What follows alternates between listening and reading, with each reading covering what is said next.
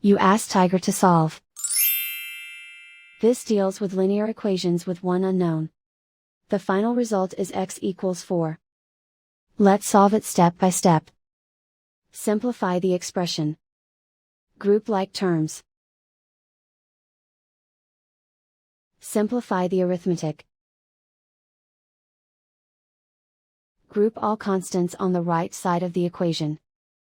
Subtract 4 from both sides. Simplify the arithmetic.